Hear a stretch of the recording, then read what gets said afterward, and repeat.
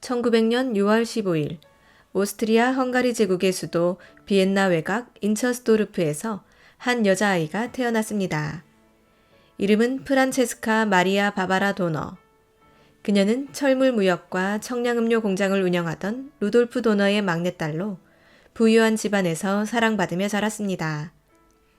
학창시절 그녀는 수학의 진주로 불릴 정도로 두각을 나타냈고 상업 전문학교를 졸업한 후 아버지의 사업을 돕기 위해 행정과 회계 능력을 갖춘 여성으로 성장합니다. 그뿐만 아니라 영어, 독일어, 프랑스어를 구사하며 통역사, 타자사, 속기사 자격도 갖춘 전문직 여성으로 자리매김했습니다. 1920년대 초 프란체스카는 독일의 자동차 경주 선수였던 헬무트 베링과 결혼하나 3년 만에 이혼하며 짧은 결혼 생활을 마무리합니다. 1933년 어머니와 함께 떠난 유럽 여행 중 스위스 제네바에서 뜻밖의 만남을 갖게 됩니다. 당시 59세의 독립운동가 이승만 박사가 국제연맹 회의 참석차 제네바에 체류하고 있었고 레만 호반의 한 호텔 식당에서 두 사람은 우연히 같은 테이블에 앉게 됩니다. 프란체스카는 한국이라는 낯선 나라에서 온 이 정치인의 이야기에 깊은 인상을 받습니다. 다음날 그녀는 신문에 실린 이승만의 인터뷰 기사를 스크랩해 호텔 프런트에 맡겼고 그 정성은 곧 두 사람 사이의 교류로 이어졌습니다. 서로 다른 세계에서 온 이 두 사람은 이후 긴 편지를 주고받으며 인연을 이어갑니다. 같은 해 여름 이승만이 비엔나를 방문하면서 두 사람은 다시 만나고 마침내 1934년 10월 8일 미국 뉴욕의 클레어몬트 호텔에서 결혼식을 올립니다. 프란체스카 34세, 이승만 59세. 당시 사회적 기준으로는 파격적인 중혼과 재혼이었고 가족과 동지들의 반대도 만만치 않았습니다. 그러나 프란체스카는 결혼 반지까지 직접 준비하며 이 길을 선택했습니다. 단지 사랑 때문만은 아니었습니다. 그녀는 한 사내의 신념과 시대적 사명에 자신을 보태겠다는 결심을 한 것이었습니다. 결혼 후 부부는 하와이로 이주합니다. 이승만은 이미 그곳에서 한인교육과 민족운동을 활발히 전개하고 있었고 프란체스카는 자연스럽게 그 현장으로 뛰어들게 됩니다. 한복을 입고 김치를 담그며 한국어를 배우려 노력한 그녀는 단순한 외국인 아내가 아닌 공동의 실천자로 자리를 잡았습니다. 한인 기독학원에서 학생들에게 피아노를 가르치고 식사를 준비하고 아이들의 머리를 감기며 실제 학교 운영에 참여했던 프란체스카는 이미 동지였습니다. 그러나 낯선 외국인 여성에 대한 동포사회의 시선은 따갑기만 했습니다. 특히 서양 여인이 민족 지도자의 부인이라니라는 비판이 쏟아졌습니다.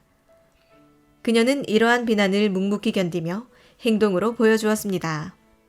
시간이 지나며 동포들은 그녀의 진심과 헌신을 알아보기 시작했고 프란체스카는 점차 하와이 한인 사회에 깊이 스며들게 됩니다. 1939년 제2차 세계대전 발발과 함께 부부는 활동 근거지를 미국 워싱턴 DC로 옮기게 됩니다. 당시 미국 정부와 정계 인사들을 대상으로 한 외교 활동이 중요해졌고 프란체스카는 이승만의 조력자이자 비서, 통역사로 활약하게 됩니다. 대표적인 사례로는 재팬 인사이드 아웃의 집필과 출판이 있습니다.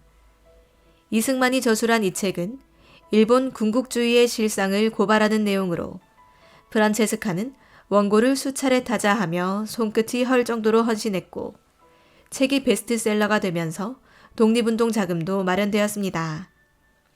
프란체스카는 미 정계의 귀부인들과도 사교적으로 교류하며 민간외교의 창구 역할을 자처했습니다. 그녀는 남편과 함께 미국 전역을 자동차로 돌며 강연과 설득의 여정을 이어갔고 남편의 건강과 일정도 세심하게 챙겼습니다. 교통, 음식, 날씨, 모든 것이 낯설고 어려웠던 이 시기, 그녀는 언제나 옆자리에 있었습니다. 남편을 위한 무릇담요, 간식, 메모지와 타자기는 그녀의 일상이자 사명이었습니다. 이런 이승만 프란체스카 부부의 독립운동은 단순히 정치적 호소가 아니라 생활 전반을 건 실천이었습니다. 당시 미국 내 많은 한인들은 이들 부부를 통해 민족 정신과 희망을 보았습니다. 그들은 말뿐인 애국이 아니라 체력과 감정, 모든 생활을 내건 실천자들이었습니다. 광복 직후 이승만은 기자회견에서 이렇게 말했습니다. 아내의 지혜와 인내, 노력이 오늘의 나를 만들었습니다. 단순한 수사가 아니라 독립운동의 동반자였던 한 여성에 대한 진심 어린 헌사였습니다. 해방 이후 이승만은 미 군정과 갈등을 빚으며 단독정부 수립을 위한 정치 행보를 이어갔고 프란체스카 여사는 남편의 정치적 활동을 내조하며 서울 도남장에서 이화장으로 거처를 옮깁니다. 당시 프란체스카는 외국인 여성으로서 한국의 정세와 언어에 대한 이해가 깊지 않았으나 타이피스트와 통역, 외교문서 정리 등의 실무를 도맡으며 보이지 않는 자리에서 대통령의 업무를 보좌했습니다. 1948년 8월 15일 이승만이 대한민국 초대 대통령으로 취임하자 그녀는 한국 역사상 첫 번째 영부인이 되었습니다. 대통령 부인으로서의 활동은 단순한 형식적 역할을 넘어서 사회문화적 의식개혁에 기여하는 수준이었습니다. 프란체스카 여사는 당시 한국 사회에 만연했던 축천 문화와 남성 중심의 정치 문화를 변화시키고자 노력했습니다. 그녀는 외교사절 접견 시 부부 동반을 원칙으로 정했고 여성의 사회 참여를 장려하며 경무대 운영의 검소함과 질서를 강조했습니다. 프란체스카의 영향력은 초대 상공장관으로 여성인 이명신을 추천한 일에서도 엿보입니다. 이는 단순한 인사 개입이 아닌 여성의 공적 역할에 대한 사회적 인식을 높이려는 의지의 발현이었습니다. 동시에 프란체스카는 허름한 경무대에서 수선 하나 없이 생활하며 검소함을 실천했습니다. 목욕통이 짧아 불편했지만 구멍을 뚫어 다리를 펼 수 있게 한 일화, 미장원을 가지 않고 직접 블라우스를 만들어 입었다는 일화 등은 그녀의 소탈한 삶을 보여줍니다. 하지만 그녀를 둘러싼 오해와 논란도 있었습니다. 당시 한국어 실력이 부족했던 프란체스카는 정치인들과의 직접적 소통에 한계를 겪었고 이를 두고 일부에서는 이승만 대통령에게 비판적 조언이 차단되었다는 인해 장막 논란을 제기하기도 했습니다. 외부 인사 면담을 제안하거나 비서진에게 지시를 내렸다는 소문도 있었으나 정작 가까운 측근들의 증언은 대부분 사실 여부가 불확실한 이야기로 평가합니다. 프란체스카 자신도 이에 대해 나는 정치에 관여하지 않았고 한국어가 부족하여 의견을 낼 수 없었다고 해명한 바 있습니다. 1950년 6월 25일 한국전쟁이 발발하자 프란체스카 여사는 남편과 함께 경무대를 떠나 피난길에 오릅니다. 새벽 3시 수원행 열차에 몸을 실은 그 순간을 그녀는 두고두고 후회했다고 전합니다. 수원, 대전, 부산으로 이어지는 피난 생활은 대통령 부부에게도 예외 없는 고단함을 안겼습니다. 하지만 피난지 부산에서도 그녀는 정무와 실무를 동시에 챙기며 영부인으로서의 역할을 수행했습니다. 프란체스카는 각국에 구호 편지를 보내기 시작했고 하루에 수십 통에 달하는 편지를 직접 타이핑했습니다. 하와이와 미주에 있는 한인사회, 친정 오스트리아에도 구호를 요청했고 이로 인해 식량과 의약품, 담요 등이 도착했습니다. 그녀의 민관 외교는 단순한 감정 호소가 아니라 전쟁 외교의 한 축으로 가능했습니다. 전선 위문 활동도 이어졌습니다.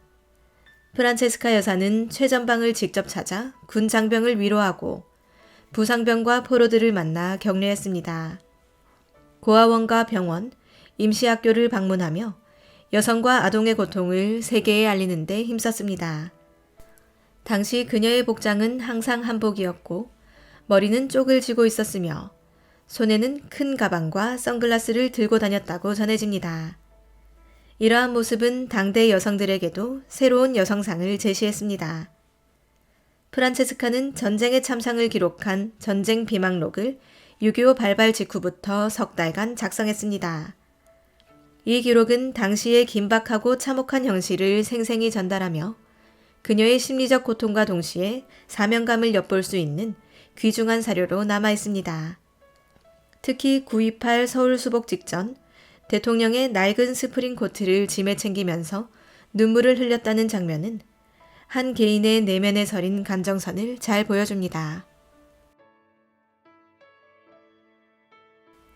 1960년 4월 19일 이승만 정권은 혁명의 열기 속에 무너지고 며칠 뒤 부부는 하와이로 망명합니다. 하야후 떠난 이 길은 과거 독립운동을 시작했던 장소로의 교환이자 한국을 떠나야만 했던 정치적 몰락의 상징이었습니다. 하와이에서의 생활은 조용했지만 외로움과 불안정함으로 가득했습니다. 프란체스카 여사는 체류비와 치료비를 스스로 부담하며 남편의 건강을 돌보았고 간병인과 가정부 없이 모든 일을 직접 수행했습니다. 그녀는 외부와의 소통을 거의 끊고 이승만의 말동무이자 간호사, 비서로 하루하루를 보냈습니다. 이승만은 말년에 심한 노쇠와 정신적 쇠약을 겪었고 프란체스카는 이 모든 상황을 감내해야 했습니다. 독립운동과 정치의 최전선에서 늘 의연했던 남편이 이제는 거동조차 힘든 모습을 보일 때 그녀는 묵묵히 그의 곁을 지켰습니다. 이 시기 그녀는 매일 새벽 묵상과 기도로 하루를 시작했고 교표사회에 감사 인사를 전하는 편지를 직접 써보냈습니다. 1965년 7월 19일 이승만은 하와이의 병상에서 세상을 떠났고 프란체스카는 탈진하여 장례식에도 참석하지 못할 정도로 쇠약해졌습니다. 그러나 그녀는 끝까지 남편의 시신을 조국으로 보내는 과정을 지켜보며 고국에서 생을 마감하고 싶다는 자신의 바람을 되새깁니다. 이후 그녀는 친정 오스트리아에서 요양하다가 1970년 박정희 정부의 초청으로 다시 한국에 돌아옵니다. 1970년 박정희 정부의 특별 초청으로 프란체스카 여사는 다시 대한민국 땅을 밟았습니다. 이승만이 타계한 지 5년 만이었습니다. 당시 프란체스카 여사는 70세, 이제 노년기에 접어든 그녀는 이화장으로 돌아와 아들 이인수 씨와 며느리 조혜자 씨와 함께 살게 됩니다. 이곳은 다시 그녀의 일상이 시작된 장소이자 남편과의 기억이 깃든 집이었습니다. 그녀는 이화장에서 검소하고 조용한 삶을 살았습니다. 이승만의 묘가 있는 국립서울현충원의 공작봉을 매주 방문하며 기도했고 손자 병구와 병조를 돌보며 평범한 가정인의 일상을 이어갔습니다. 기운 양말을 기워 신는 절약정신은 여전했고 그녀는 한국 전통 음식을 배우고 손수 손님을 맞았습니다.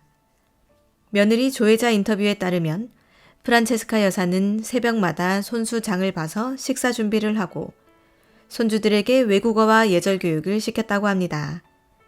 그녀는 내가 외국인이라서 한국인보다 더 한국적이고 싶었다고 말하곤 했습니다. 실제로 그녀는 마지막까지도 머리를 쪽진 한국식으로 틀고 한복을 입고 다녔습니다. 한편 프란체스카 여사의 존재는 점차 한국 사회에서 재조명되기 시작했습니다. 1980년대 후반 민주화 바람이 불며 이승만 정부에 대한 재평가가 이어졌고 이와 함께 영부인으로서의 프란체스카 여사에 대한 관심도 다시 살아났습니다. 그녀는 정치적으로 과도한 역할을 하지 않으면서도 헌신적인 내조와 검소한 삶으로 퍼스트 레이디의 새로운 모범을 제시한 인물로 회자됩니다. 1990년 소피텔 엠베서더 호텔에서는 프란체스카 여사의 90세 생일을 맞아 생일 축하연이 열렸습니다. 이 자리에는 국내외 인사들이 참석하여 그녀의 삶을 축하했고 오스트리아 대사관에서도 그녀를 한국과 오스트리아의 가교라고 평가했습니다. 이날 그녀는 단정한 한복 차림에 붉은 장미를 들고 웃으며 말했습니다. 이화장과 한국에서 이렇게 생일을 맞을 수 있어 감사합니다. 1992년 3월 19일 자정이 지난 새벽 서울 이화장에서 프란체스카 여사는 조용히 숨을 거두었습니다. 향년 92세. 그녀는 유언으로 관안에 태극기와 성경, 그리고 남편이 쓴 남북통일휘호를 넣어달라고 당부했습니다. 며느리 조혜자 여사는 그녀의 유언을 지켜 정성껏 장례를 준비했고 연결식은 정동 제1교회에서 조용히 치러졌습니다. 그녀는 남편 이승만 대통령 곁에 국립서울현충원에 함께 묻혔습니다. 두 사람은 그렇게 한국 현대사의 한켠에서 나란히 영면하게 된 것입니다. 조용한 의식이었지만 그 의미는 작지 않았습니다. 그녀는 외국인이었지만 그 누구보다 한국을 사랑했고 한국을 위해 헌신한 삶을 살았습니다. 무엇보다 남편의 그늘이 아닌 독립된 인격과 역할로 한국 사회에 헌신한 이방인 퍼스트레이디의 삶이었습니다. 그녀는 오스트리아가 아닌 한국에서 묻히기를 원했고 그렇게 되었습니다. 그녀는 외국인이었지만 누구보다 한국의 기쁨과 슬픔을 함께했던 가장 한국적인 사람이었습니다. 그러나 그녀의 삶에 대한 평가는 언제나 일면적이지 않습니다. 프란체스카 여사를 향한 찬사와 존경 못지않게 비판적인 시선도 존재합니다. 일부에서는 그녀가 한국어 구사에 능숙하지 않았다는 점을 지적하며 남편 이승만 대통령의 고립을 심화시킨 인해 장막의 원인이 되었다고 말합니다. 또 다른 시선에서는 그녀가 주요 정치적 의사결정에 일정 부분 영향을 미쳤고 외교적 접촉이나 면담 인선을 지나치게 통제했다는 주장도 제기되어 왔습니다. 실제로 정치권과 언론 일부에서는 이러한 내조가 결과적으로 대통령의 독단적 판단을 강화하는 데 기여했을 수도 있다는 해석을 내놓기도 했습니다. 하지만 이러한 평가 역시 프란체스카 여사의 당시 입장과 시대적 환경을 고려하지 않은 일면적 해석일 수 있습니다. 외국인으로서 그리고 여성으로서 감당해야 했던 압박과 편견, 언어와 문화의 장벽은 그녀의 행보를 단순히 찬반으로 나누기 어렵게 합니다. 그녀는 자신의 영향력을 정치적으로 활용하지 않았고 남편의 판단에 결정적 개입을 했다는 명확한 사료도 존재하지 않습니다. 오히려 그녀는 끝까지 나는 정치적 결정을 할 수 있는 입장이 아니었고 만약 내가 조금 더 정세를 알았더라면 더 좋은 조언을 줄 수 있었을 것이라는 후회의 말을 남겼습니다. 이러한 고백은 그녀의 처지와 내면을 가늠케 하는 대목이기도 합니다. 프란체스카 여사의 삶은 이상화된 인물상도 비판 일색의 대상으로도 환원될 수 없습니다. 그녀는 역사의 한가운데서 한국인도 외국인도 아닌 경계인의 위치에서 살아갔고 그 자리에서 최선을 다해 한국이라는 나라를 품었습니다. 그런 의미에서 프란체스카 여사는 한 인물의 배우자로서가 아니라 시대의 굴곡을 함께 견뎌낸 또 하나의 주체로서 기억되어야 할 것입니다.